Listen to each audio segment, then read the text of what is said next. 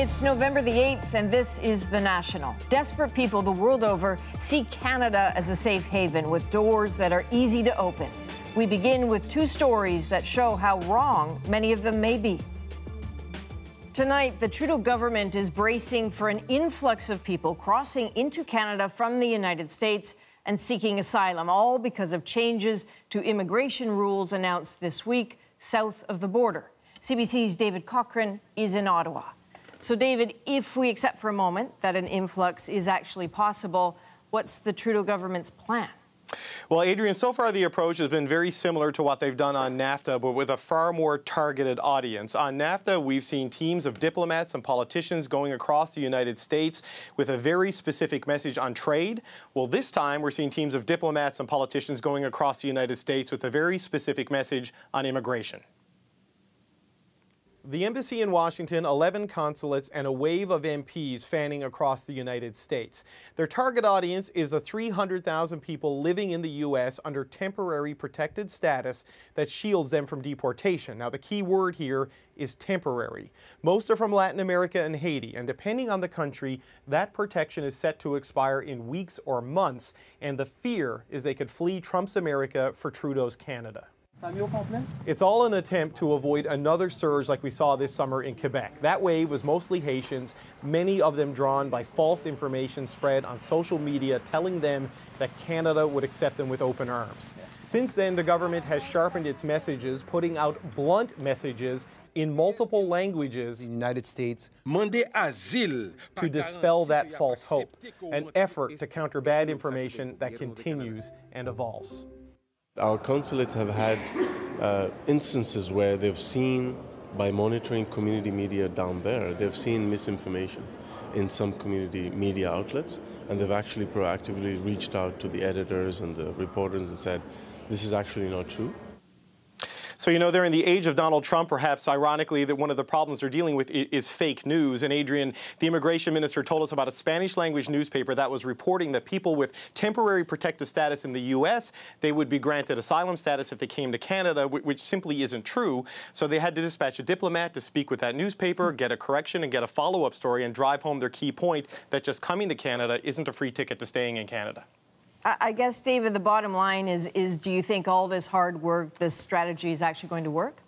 Well, you know, they sure hope so, and they've had some success with a similar strategy in slowing down the waves of migrants at Roxham Road in Quebec. They've been putting up signs with blunt messages, being more active on social media, and reaching out to the Haitian community on the Roxham Road issue.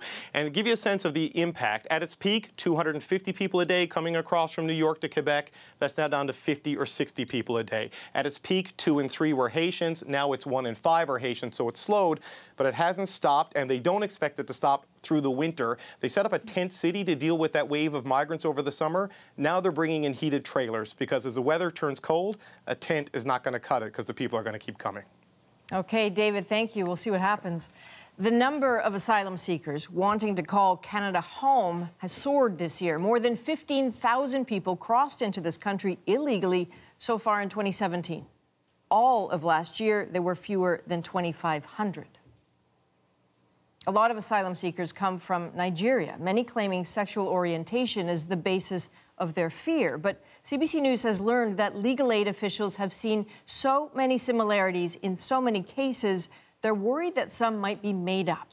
Tonight, senior investigative correspondent Diana Swain looks into those questionable claims. Every year, thousands of asylum seekers stream through Toronto's Pearson International Airport. Increasingly, those seeking refuge in Canada are Nigerian. They now make up the second largest group, with a unique difference. According to Legal Aid Ontario, nearly 2 out of 3 Nigerians seeking asylum here are claiming sexual orientation as the reason, a large proportion claiming they're bisexual, and often the details of their personal story are similar. That's a problem for Legal Aid Ontario, which is often tapped to pay the legal costs, and worries some of the applicants are fabricating stories themselves or being coached to lie. There are certain patterns that, when you look at them over, 40, 50, 60 claims, you begin to wonder about the plausibility. and begin to suspect that maybe some of these claims are fabricated. There's no question Nigeria has become an increasingly hostile place for those in the LGBTQ community, passing a law 3 years ago that effectively criminalizes same-sex relationships. Toronto lawyer Johnson Babalola, who's handled hundreds of the claims, says he believes that's the reason for the spike in applications. He says he's turned away some people whose story seems suspicious, but he says that can be tricky given the nature of the claim. How do you test someone's sexual orientation? We can't even go there because that by itself will be discriminatory. But applicants who may be lying about sexual orientation, thinking it's too hard a claim to disprove, are likely finding otherwise. Increasingly, the Immigration and Refugee Board is turning them down. Only about half have been accepted this year. Senior investigative correspondent Diana Swain is here. Diana, can you walk us through what Legal Aid is actually doing about it? Well, we know that they've sent letters to 5 lawyers in Ontario. They won't disclose who, only that these lawyers have handled a high volume of Nigerian refugee cases. And Legal Aid is asking if they can shed some light on why so many of these cases are so similar. And here's one of the narratives. Legal Aid says it keeps seeing a story that goes something like this, that a man married to a woman has an extramarital relationship with another man. His wife finds out, but they reconcile. Now all 3 people need protection from Nigeria's laws on same-sex relationships. Now, most of the Nigerian applications for asylum in Canada are handled here in Toronto, which is why Legal Aid is concerned and is also getting the bills. I understand what you're saying about the bills, but clearly there's a lot more to this, obviously. Right. There's the legal cost, of course, and the financial cost, but there's a real human cost at the heart of this, too. The head of Refugee and Immigration Services for Legal Aid, who you saw in my story, says he worries that people with very legitimate reasons for fleeing Nigeria, fears of Boko Haram, for instance, other political persecutions, are in fact being coached by someone somewhere to fabricate a story about sexuality, believing that that'll have a better chance of success. But as we showed, half those cases are actually being denied. And someone with legitimate fears then risks being sent back to Nigeria because of taking a gamble on a fabricated story. Right, so whatever the claims, the risks are still real for that. Absolutely. Diana, thanks very much. Thanks. So, Rosie, clearly going to be some tough calls to be made ahead. Yeah, and you know, a lot of people, Adrian, point back to that tweet by our own Prime Minister last January when he said, everyone is welcome here for the reason that so many are arriving here. Yeah, they're taking him up on it. They sure are. Tonight marks a year since Donald Trump was elected president of the United States. But if you judge the year by Trump's campaign-style rallies, it's political upheaval, it's rampant divisions, it's the campaign that never ended. I say it is time for us to come together as one united people. 1 year ago tonight in the U.S., it looked like this and like this. Whether it was the first day of a new age of American greatness or the start of a political dumpster fire, tonight we're going to get a read on where the country is going now. Of course, one person who loves reliving the U.S. election is, of course, Donald Trump. We looked into it, and out of the past 365 days, Trump has tweeted either about Hillary Clinton or his election win on 69 of them. On average, that's more than once a week, including, of course, today. Today's tweet includes a photo of Trump at the presidential desk on Air Force One with some of his inner circle, his communications director, his controversial far-right political advisor, his son-in-law, his staff secretary and social media director. The caption, "Congratulations to all of the deplorables and the millions of people who gave us a massive landslide victory." Hello, Virginia! But the latest electoral landslide in the U.S. was in Virginia last night, where Democrats won the governorship and more than a dozen state seats. It's the only real electoral victory for the Dems since Trump took office, and boy, does it have his foes fired up. Trump, you don't stand for our values. The Democratic Party is back, my friends.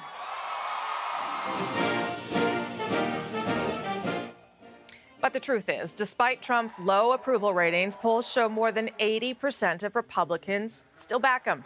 And if last year's election were held again tonight, he'd still have an awfully good chance of winning.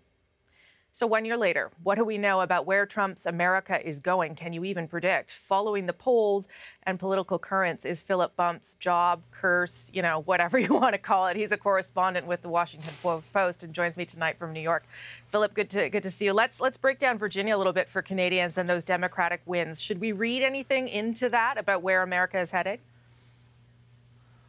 Yeah, I mean, I think you should. One of the things that we saw last year in the election was that Donald Trump was facing off against a very unpopular opponent, which was Hillary Clinton.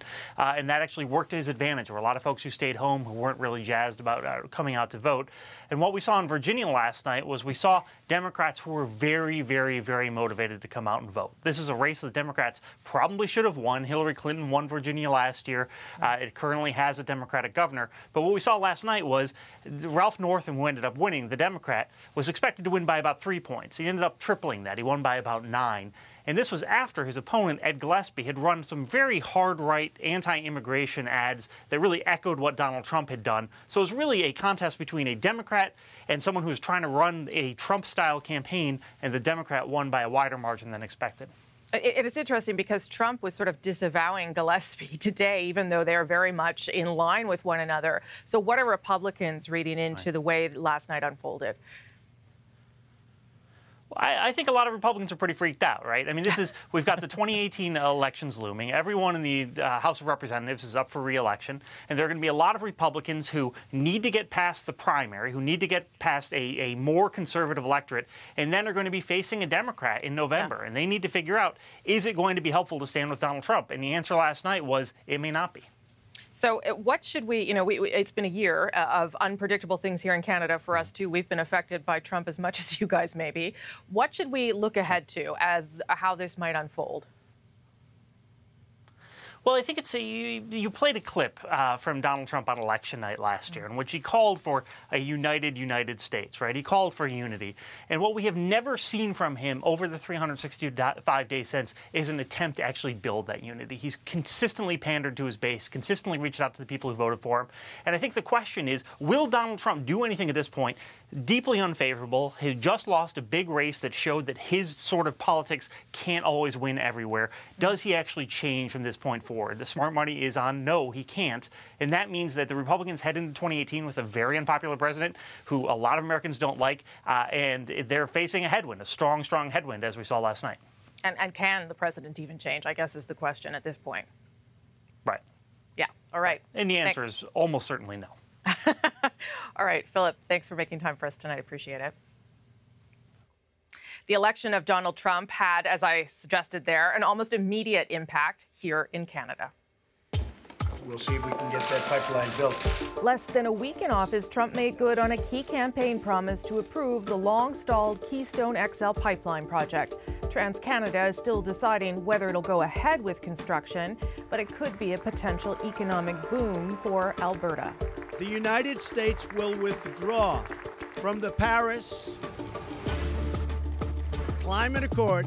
But Canada and the U.S. remain at odds on climate change. After the president pulled out of the Paris Agreement, the U.S. is now the only country in the world that isn't signed on to the landmark climate deal. The fact is, NAFTA, whether it's Mexico or Canada, is a disaster for our country. But the biggest wild card in U.S.-Canada relations is NAFTA. Negotiators have begun the difficult task of rewriting the free trade agreement and potentially redefining the economic relationship between Canada, the United States, and Mexico. The outcome of NAFTA could reshape the entire Canadian economy, especially if the president decides to rip it up. So obviously a lot rests on how those two gentlemen get along. They're about to meet in Vietnam. I'll go in depth on that complicated but strangely good relationship coming up on The National. Yeah, also tonight, what we're learning about the plane crash that killed Roy Halladay. And the surprises you find in a camp for Syrians displaced by war. Some have been here only a few days, have no idea about the ISIS women just steps away. How does she feel about the ISIS wives being over there?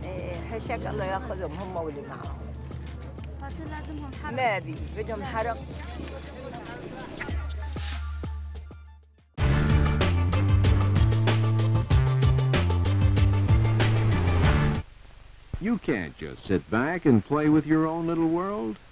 There are other worlds out there. Lots of them. And you can't just ignore them or brush them aside. You see, the world you know is really made up of lots of other worlds, and all of them have their own problems, which, in fact, become your problems. And worlds aren't made up simply of problems. Good things happen, exciting things, and they all affect you. The thing is to understand what's happening. And to understand, you have to have a complete and comprehensive view of matters.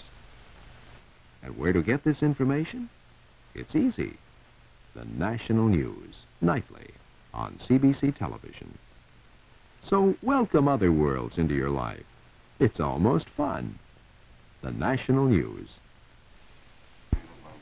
5 nights a week in the national newsroom of CBC Television, the stories come in from all parts of the world to be interpreted and prepared for use on The National.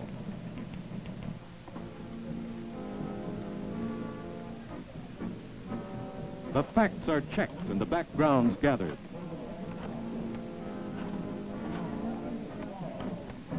On-the-spot reports are collected. Then the films and the tapes are evaluated and edited, readied for the air. CBC's correspondents in all corners of the world report and interpret the news.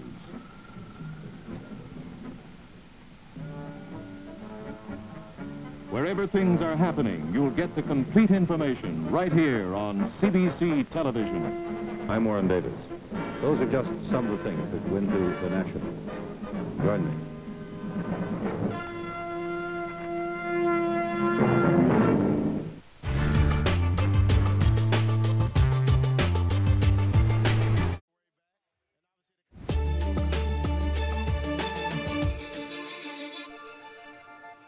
On The National tonight, we are learning more about the plane crash that killed former Toronto Blue Jays pitcher Roy Halladay off the coast of Florida yesterday. A lot of witnesses have said that the plane was maneuvering at low altitude. It looked like a high energy impact, but all the pieces were there. Most everything was attached. The National Transportation Safety Board says all the wreckage was pulled from the Gulf of Mexico today, including 2 data recorders, and that Halladay was the only person on board. The pilot was a certificated private pilot since 2013, and according to his logbook, he had approximately 700 flight hours. And it's clear Halladay loved every one of those hours on that plane. "I have dreamed about owning an A5 since I retired," he said on Twitter. In another post, he said the plane was so outrageous he'd feel guilty not sharing pictures. And that some aviation experts have described that very plane as a jet ski with wings. Should give you an idea what it might have been like to fly it. It's an amphibious light sport aircraft made by Icon Aviation. Single engine, carries 2 passengers, and pretty new. Halladay had owned it for less than a month, and it was Icon's first 2018 model, but also the second fatal A5 crash this year. Back in May, it was the lead designer of the plane who died flying it, 55-year-old John Carcow. The NTSB blamed that crash on pilot error. Now, we're also keeping an eye on a couple of big trips overseas, starting with Canada's Prime Minister in Vietnam. And he had trade on his mind. Canada will not be rushed into a deal that is not in the best interests of Canada and of Canadians. The Prime Minister was talking there about the Trans-Pacific Partnership. He's left the possibility on the table that Canada might not sign the trade deal when leaders meet in Vietnam later this week. That meeting is set for this Friday, but Justin Trudeau landed in Vietnam a couple days early for a state visit. In a couple of hours from now, he's expected to fly from the capital, Hanoi, to Ho Chi Minh City, and we'll keep you posted on his arrival.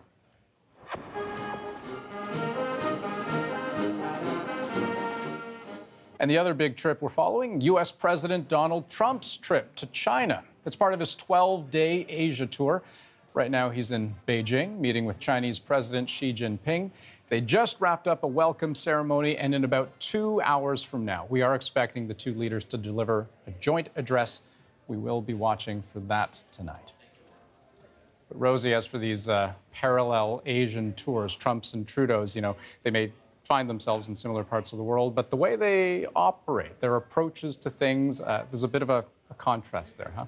A little bit different, but they actually get along, as you'll see here soon. They're global symbols, Andrew, of opposing political brands. By that measure, Trudeau and Trump should be fire and water, but they're not. At the end of the day, politics, after all, is personal, and right now, a lot of Canadians have a stake in how far Trudeau gets with his smiles, his selfies, and his handshakes. That he's a very handsome and charismatic man. Really, the difference between it's a night and day. I'm moving to Canada, guys. It's official. These women have bought into the Justin Trudeau hype. Can't wait. It may be American, but their view of our prime minister compared to their president is a positive one. We're with girls from Girls Inc., and they know that he cares about diversity and that he's made big changes in his own parliament and government to ensure diversity, and they care about that a lot. They're glad to be here, and they hope he comes to their table to say hi to them. This women's event in Washington is not just about Trudeau's brand as a self-declared feminist. It's more tactical than that. Trudeau and his team have aligned themselves with the president's daughter and senior advisor, Ivanka Trump. It's a way to gently influence the president and for Trudeau to use his own political celebrity to build bridges. I wanted to pull together a government that did a better job of reflecting the diversity of Canada.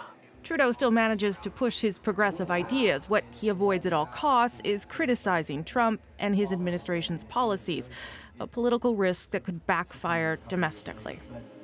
The new U.S. ambassador to Canada knows the president well enough to get him on the phone at any moment. She and others say Trudeau and Trump get along better than most people realize. Even as NAFTA talks deteriorate, the two manage to stay friendly. I think they have a terrific working relationship, and I know that the president respects the prime minister, and also vice versa. They speak frequently, and they both are committed, the prime minister being committed to Canada, the president being committed to the United States, and therefore we have each other's best interests at heart. All this relationship building means Trudeau is now touted as the Trump whisperer or the Trump tamer. Great Prime Minister. This is the kind of reaction Trudeau wants. Great honor to have you both with us. This last friendly meeting in the Oval Office between the two is part of the reason other world leaders turn to the Prime Minister's people to figure out how he's done it. The answer, in part, an unprecedented and coordinated team of advisors dedicated to building relationships with Trump's team. It's a charm offensive with dozens of carefully targeted trips to reach out to key U.S. governors and congresspeople. All the while, Trudeau walks an almost impossible diplomatic line with very careful language. For instance, when Trump says he'll rip up NAFTA, Trudeau must be prepared while knowing it may never actually happen. The president makes decisions that surprise people from time to time. And that is certainly something that we are very much aware of and very braced for and conscious of. Because of the stark differences between him and Trump and his ability to keep the president on side, the Prime Minister is taking up more room on the international stage. Ian Bremmer runs a global political consulting firm in D.C. He's been a fan of Canada before Trudeau, and he suddenly sees potential here for a country like ours. The U.S. does not want to be the cheerleader for global values, and that creates a lot of opportunities for other countries that have some of that interest and capacity to play a role. Now, for Canada, that is mostly about soft power, but soft power brings other benefits, and being an attractive place to live and work in this global environment, which is becoming so much more uncertain geopolitically and otherwise, is a good thing for Canada. Bremmer points out this does not come without risk of upstaging a president who's an actual TV celebrity and enjoys the spotlight, and of disappointing progressives in other Western countries looking to Trudeau as an example. Ronna Ambrose, a former foe and now a member of the Prime Minister's NAFTA Advisory Council to help Canada keep the deal, agrees and offers this warning. I think it's just a fine line between, looking like a celebrity and remembering that you're the Prime Minister, and at the end of the day, people expect you to go to work and work hard for them. And those are your people, those are your voters. And you know, I think there could be some danger there. Already, that is proving to be true. There are a handful of progressive policies the Prime Minister has not yet moved on, including the peacekeeping promise that has still not been fulfilled, his pledge for electoral reform, which has been abandoned entirely, and his promise for pay equity legislation to close the gender gap on salaries has been pushed back until next year. Back at that dinner in Washington, Ivanka Trump and Trudeau both smile and take time for pictures. Oh, that was amazing. It was awesome. Yeah. I'm still kind of shaking. Yeah. So yeah. Working the room is something Trudeau knows how to do, and using his global brand to influence his relationship with Trump seems to be working. But given the president's unpredictability, there is no guarantee it always will. Still ahead, does Donald Trump's divisive language have high-tech workers looking north of the border? We'll look into Canada's brain gain, but first, you may have noticed a different kind of poppy pinned to some jackets in the lead-up to Remembrance Day. Check it out. These beaded poppies are meant to honor Indigenous peoples who served in Canada's military. So on this Aboriginal Veterans Day, we asked some grade 7 and 8 students on the Thunderchild First Nation in Saskatchewan to show us their work, and their teacher kindly shot this video for us and asked them what the poppies and this day means to all of them.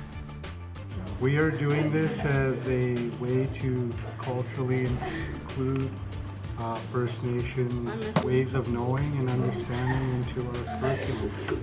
How long did it take for you to bead your poppy? It took me a day and a half. Why do we have Aboriginal Veterans Day separate from Remembrance Day? To honor our Aboriginal veterans that weren't treated as equals when they got back from the wars. And how come we bead poppies? Because beading is a part of our culture.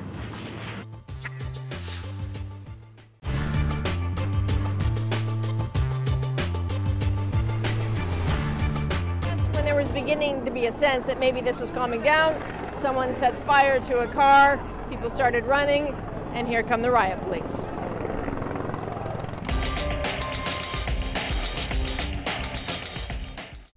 My best national newscast moment was my very first one when I called my parents and I told them that I had a story coming up in the national and that Peter was actually going to say my name, and we all were on the phone together with televisions on in Vancouver and Toronto, and we were all listening for Peter to say the name.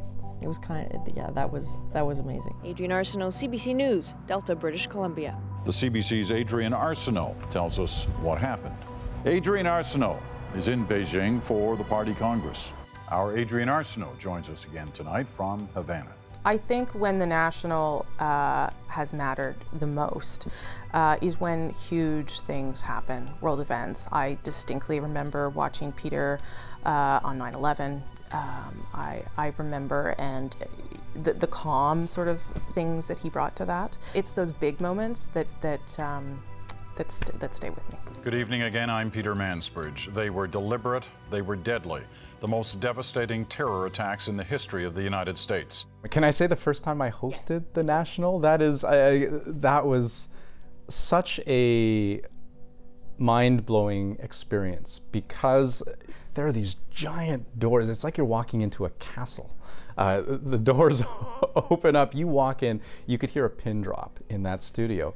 And understanding the high esteem and high standards to which people hold that program, I'll tell you, it is a nerve-wracking thing to have hosted that program for the first time. This was years ago.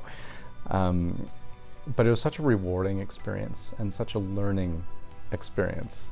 2002 in Salt Lake City, watching the men's team win the first gold medal in 50 years, and then realizing that the pass I had allowed me to go to the side of the rink and watch the Canadian players with their medals around their neck and be able to say to Eric Lindros and Al McInnes, like, can you come over here, can I talk to you? And trying really hard not to be a fan and still be a journalist. A year ago, people were wondering whether you were going to play hockey again. Here you are with a gold medal around your neck. Yeah, this has been a great ride.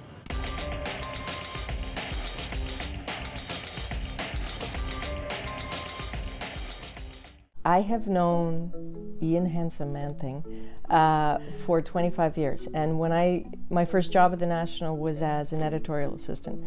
So that was the very first job I had at CBC 25 years ago. I was photocopying scripts and delivering newspapers at the National. And one of my jobs was to, on a huge story, which was the LA riots, from afar be Ian Handsome-Manthing's researcher. Clearly, the jury's decision was the spark, but as the CBC's Ian Handsome-Manthing reports, it wasn't the cause. This is South Central LA. Today it is tense, but even on a good day, residents say this is a part of America where the American dream doesn't exist. I was on a payphone and looking around at all this chaos and calling back to Toronto and talking to someone, this young editorial assistant, who was so smart and instantly understood what we needed. And I remember one of the things she said to us was, I'm here for you guys throughout the night for as long as you need us. And it just felt so comforting, and her guidance was so good. And that was Adrian. I have known this man for 25 years, and I love him like a brother, and I screamed very loudly in a good way.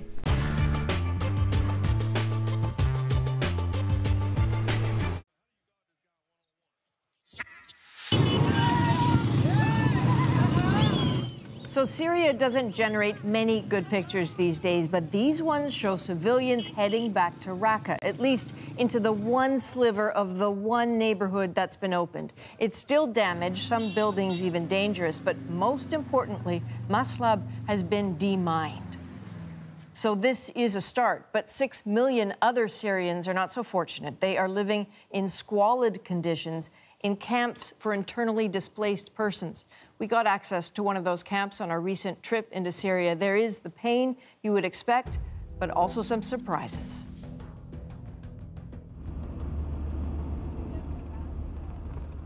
Forget driving at night. With checkpoints and rubble-wrecked roads, you need light.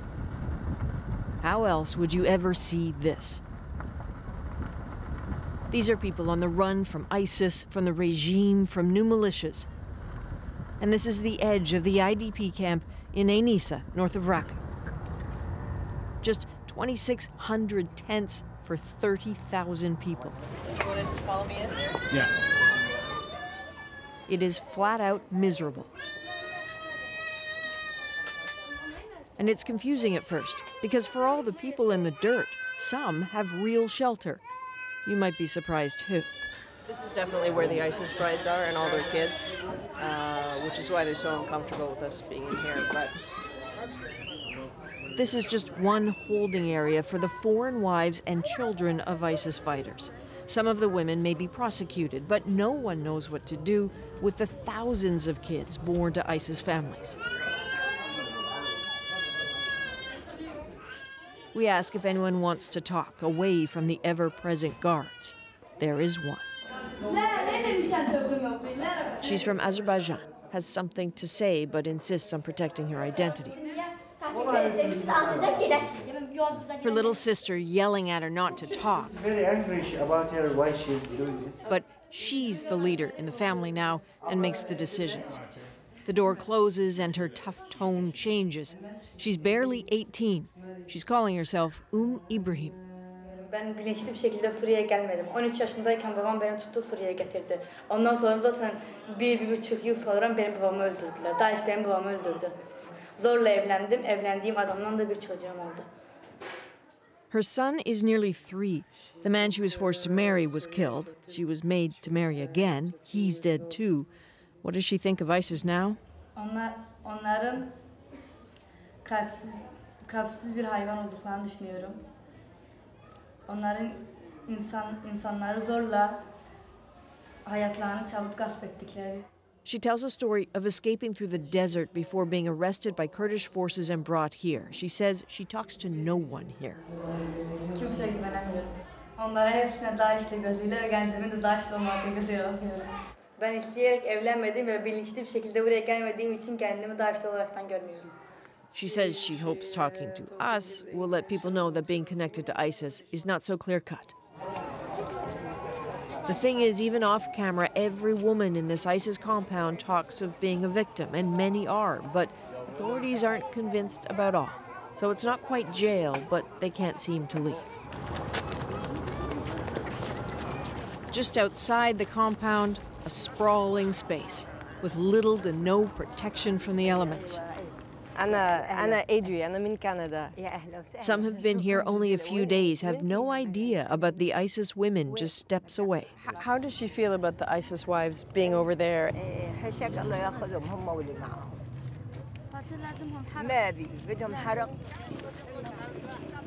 Tiny but tough.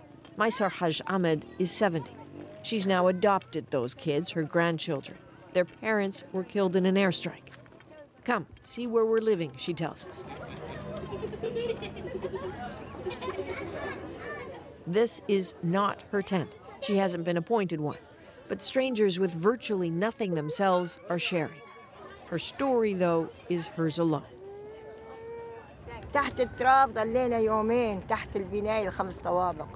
When was the airstrike that kept her under the house? Nearly blind and responsible for these kids, everything has been about feeding them. Even before the airstrikes, they were barely hanging on. والله اللي يعدي بالطريق يا اخي عندك رغيف خبز يبكون هذول صغار ما يتحملون رغيف خبز اي شيء صرت من كناسه اشيل كيس فيه خبز مكسر كناسه تطعم فيه والله من الكناسه تعطعنا الاطفال غادي وين نروح؟ انا اسف.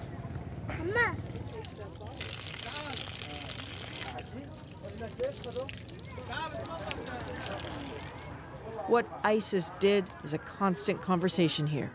In another tent across the camp, a once famous Raqqa wedding singer. So when ISIS came, that was it for the singing for you? مو نهاية الغناء، نهاية الحياة. منعم عنا المي والهواء يعني كل وسائل الحياة قضم عليها. Kadur al-Maruf and his family left Raqqa 7 months ago, shedding that fear of ISIS more every day. يعني من هي اللي هي هذا طالع. So they would behead me for showing this much skin. They are consumed with worry about not being able to find their son. ISIS arrested him. السنة عنده 5 أطفال، نحكي هذا واحد وهذا واحد لسه 3 صغار. السنة اليوم صار له ابني ما عارف عنه شيء. طيب ميت ما عارف عنه شيء. مشان دخان دي مشان. Exhaustion is a fact of a place like this, but so is the effort to preserve dignity. Saving the birds. Celebrating the brand new to the world. Okay. And the littlest of pleasures. But this place is in trouble. The ice-cold rains are coming. Neither the regime nor the Red Crescent contribute, and international groups struggle to get in. And every single day more show up on the totally unserved edges of the camp. They stop, sit down, and declare it home. It's just startling to see that. I know you were there, you talked to those people, but where do they find any hope, Adrian, that their lives will get better?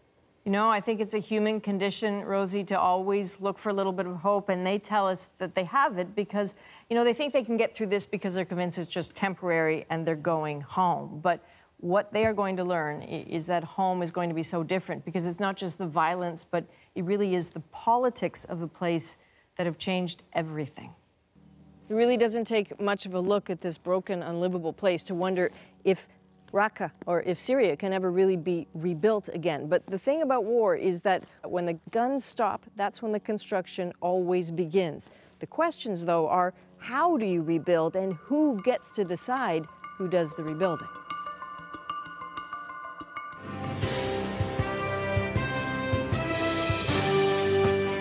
This glitzy real estate pitch for a southern Damascus suburb may offer a clue. It's a reimagining of a neighborhood called Bazatin al-Razi. Parks, high-rise condos, even an underground shopping mall. Obviously, this is a far cry from what it looked like during the uprising, when poor Syrians from Bazatin, which was filled with slums and unauthorized settlements, called for regime change. That suburb was violently taken by the government. And it changed. The settlements and groves of Bazatin in 2011, and more recently. All that green, gone. The settlements, too. The war took them all. Not for a moment does anyone think that the violence and the war in Syria is really over, but what is becoming increasingly clear is that Bashar al-Assad is still in place. He is still effectively in charge, and that means he's in charge of rebuilding, too. And he's working fast. He wanted the politically problematic settlements of Bazatin gone for years. The uprising simply accelerated the plans. Claiming terrorists were hiding in the trees, the regime cleared them out. The situation is catastrophic for the people that used to live in these areas. Joseph Tahar is a Swiss-Syrian activist and academic who has studied the reconstruction. He says that a 2012 law called Decree 66 has become a political weapon for Assad. It allows his government to cut down and redevelop areas of unauthorized housing and informal settlements. Indeed, it's a punishment measure, especially targeting population or sectors of the society that revolted against the regime. And with so many Syrians who opposed Assad now dead or displaced, Decree 66 simply means the neighborhoods where they once lived can be filled with new people who are favorable to the regime.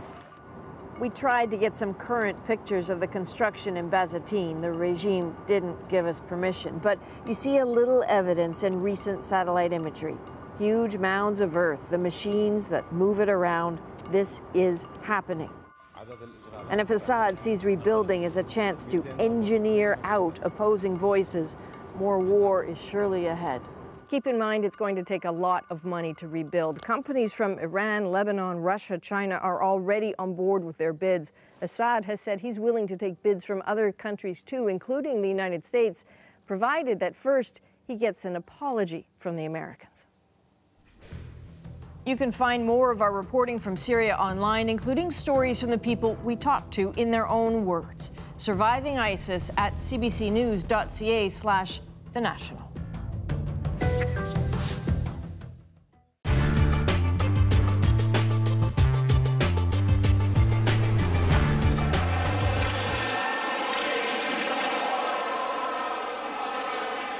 Because of his size, and particularly in this league, which is a really rough league, and I tell you are you scared for him at all? No, Wayne has. If you watch him closely, there are very few times that he'll really get hammered. He seems to have eyes in the back of his head at times, but instead of forcing against the check, Wayne has the knack of rolling with the check, and he never gets hurt badly in that respect. You're not scared? No. What he's found and what we found, that they're checking him a lot closer, and they're going to continue to check him.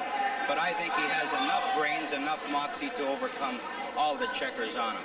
The number of goals he's getting and the number of points he's getting must surprise even you. I mean, it's impossible for a 16-year-old to do that in junior A. That's something that we've never expected or dreamed of. We thought play September, come Christmas, that he would help our hockey club. Here he came to our training camp, we dropped the puck. From day one, he's helped our club and continued to score and score.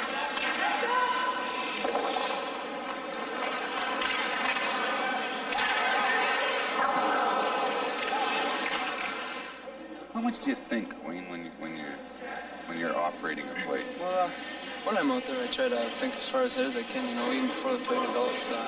Try to think where the puck's going to go and where to be, you know. And, when I go in on a goal, I think about everything else but scoring, you know. I just go in there and, like the other night in Ottawa, I was going to do something, I was thinking of it anyway, and all of a sudden, everything just went blank, and all of a sudden I looked up and the goalie was right there, and I just had to go around him.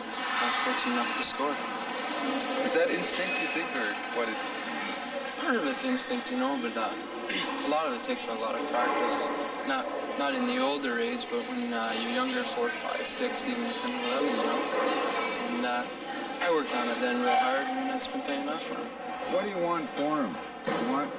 You want him to be the next Bobby Orr? I don't think he could be a Bobby Orr, but whatever Wayne wants. And like I said earlier, as long as we can get his schooling out of hockey, I think both his mother and myself have, accomplished everything that all the time has gone into with him. Right now, I want to play 2 solid years of junior A hockey and get my grade 12 or at least 13. And if I stay in junior hockey, go further in school. But university? Yes, I'll be going to university for sure. But even if you turn pro? I don't know.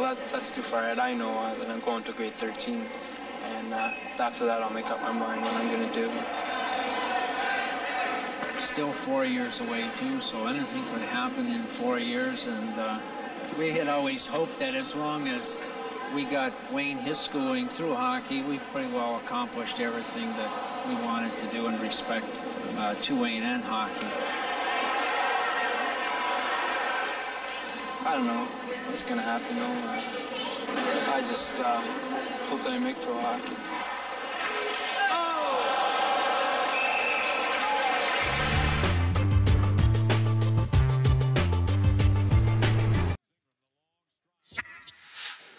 America will no longer settle for anything less than the best.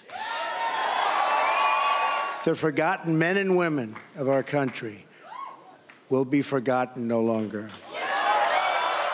Since Donald Trump's election victory, we have heard a lot of talk that his hardline stance on immigration could hurt the United States technology sector. So we're asking, as workers around the world look for friendlier shores, is Canada reaping a brain gain? And to be blunt, Canada is in a unique position now to leverage what some are calling our immigration advantage.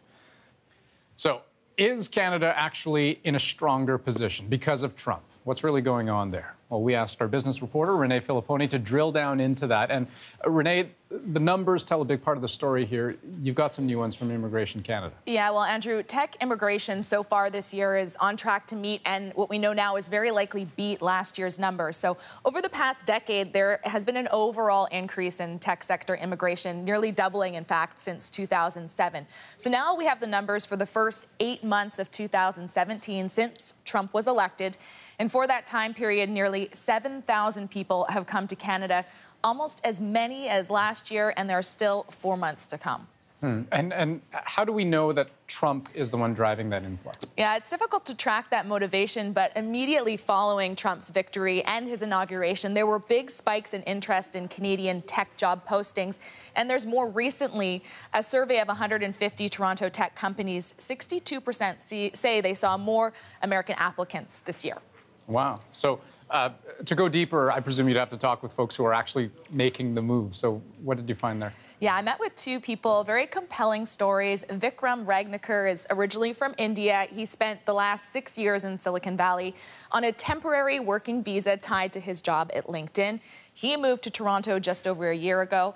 And Petra Axatolo was working for Twitter in Singapore, but that country doesn't recognize her same-sex partner, and they're looking to start a family and wanted to move. Have a listen to why Petra and Vikram both decided against the U.S. Well, the plan was to actually move back to the U.S. after my stay in Singapore. But then, well, things happened. Well, one thing was, of course, Donald Trump became president, and well, that was a trigger for me to think more, well, whether there's a better plan than the United States. The visa regulations that the U.S. imposes are quite restrictive, especially to people born in certain populous countries, and that kind of puts them on a track to wait for like a green card. It basically takes them 20+ years to get a green card. He always says, well, make America great again, but actually I think he's making Canada pretty great. Okay, so they crossed the U.S. off their list, but, you know, in turning to Canada, I mean, we're close by, but why come here specifically? Well, for one, Andrew, the Canadian tech sector is booming, and over the past 5 years, labor growth in the sector has been double the rest of the Canadian economy. So there are jobs, but these are very highly skilled ones. Still, however, Vikram and Petra say they had to weigh the pros and cons. I submitted my application for permanent residence in end of June, and it got approved in August. I remember this quote one friend of mine said. He said, Toronto is the best kept secret in North America. I recommend people get a parka. I know Canada has a points-based immigration system, which, in my opinion, is just so much more rational than any lottery-based system. People from Toronto have always been, why are you choosing Toronto? It's so expensive here. I was like, hey, you guys have never tried California. It's true that I did have to take some salary cut, especially on an after-tax basis. But I really think still, all in all, it has been a great decision so far. Someone I was speaking to, and he actually asked me if there were like polar bears there and stuff. So I told him yes. Well, there are somewhere, just not Toronto. Yeah, I guess so. Yeah, after hearing Vikram, hopefully the immigration numbers don't drop. So I understand it was just weeks to get approval to work here. How is that the case? Yeah, in Petra's case, she came under this pilot program called the Global Skills Strategy, or GSS, and that was launched in June to bring in talent in just a matter of weeks. And CBC News has obtained some early numbers from that program. So in just the first 2.5 months, the government received more than 2,000 applicants for these temporary work permits and said yes to 1,600, or 80% of the applications. So, Andrew, that's a lot of people in a short period of time, many destined for the tech sector. And these are people who may not have been looking to Canada if it weren't for what was going on in the U.S.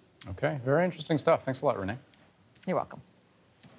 Now, you may have noticed that there have been just 3 of us in studio tonight. That's because, Ian, you've actually been working on a story. That's going to be a regular thing for us all on different days, and this one's about fentanyl. Yeah, so today, Andrew, working the phones and did a lot of shooting of this story a couple of weeks ago. We're expecting the latest numbers from the BC Coroner's Office tomorrow, and we are expecting a trend to continue. More than 3 people a day have been dying of overdoses involving fentanyl so far this year. And this is despite all that's been done in BC to try to reduce the number of deaths. For example, the Vancouver Police Department encourages drug users to make sure someone is with them to call 911 in case they overdose. They won't be arrested. In fact, and this may surprise some of you across the country, the VPD has effectively decriminalized possession of cocaine and heroin. We'll have more on that tomorrow. You'll also meet the mother of Tristan Croker. He died just a few weeks ago of cocaine contaminated with fentanyl. It's been tough for her and her family, and I want to play a clip of her. She was outside her condo in the Vancouver suburb of New Westminster, describing the last time she saw Tristan, the morning of the day he died. The last memory I have of him was not good. We had a fight, and he went off that way, and I drove off that way, and that's the last time I saw him in front of my apartment here. And that was the last words we ever spoke to each other, which... The last ones I choose to remember are the I love yous in the morning.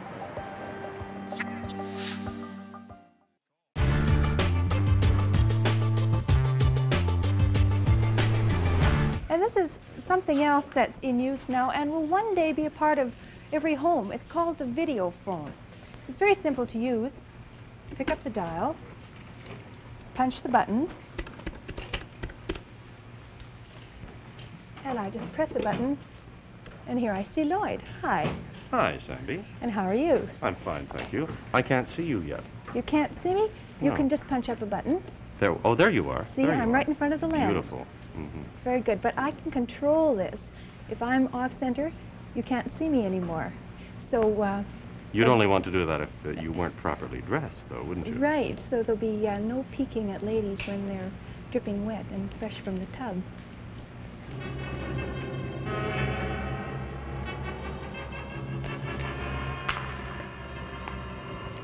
Say, what's going on here? Yo, what's your name? What are you doing? Je m'appelle Guillaume Lieberman et je prends le français. Oh, he says he's Willie Lieberman and he's learning how to speak French. Well, tell me how this little machine works, Willie.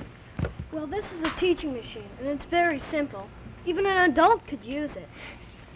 You see, in this box on magnetic tapes are 22 15-minute French lessons. Mm-hmm. So say I want lesson number 5. I turn the dial and pull the switch. Yes? Now, after each phrase in French, there's a pause. So if I want, I can repeat the phrase into this microphone right here. Mm-hmm. And it will be recorded on another channel. Mm-hmm. Later, I can turn back and hear both myself and the teacher, and I can check my pronunciation. That's great. I say, Willie, how would you like to have a nice, juicy hot dog? Oh, oui, Oui, monsieur. bon, très bien. Sandy, can we use your oven? Oh, viens mon vieux, on va manger quelque chose de bon. Viens. Lloyd Willie's machine is not experimental. It's actually being used in schools today. Well, now here, Sandy, I see a very old and a very beautiful painting. It looks great, but I don't quite see the point. What's this got to do with the future? Well, it is very beautiful, I agree, and it's real. It was painted by Albert Cuyp, and it was painted in the 17th century and now hangs in the art gallery in Toronto. It's worth about $20,000. You see, some things won't change. Ovens and telephones and teaching aids make it newer and more progressive. But this painting represents something which is very dear to us. And that something, in a word, is art.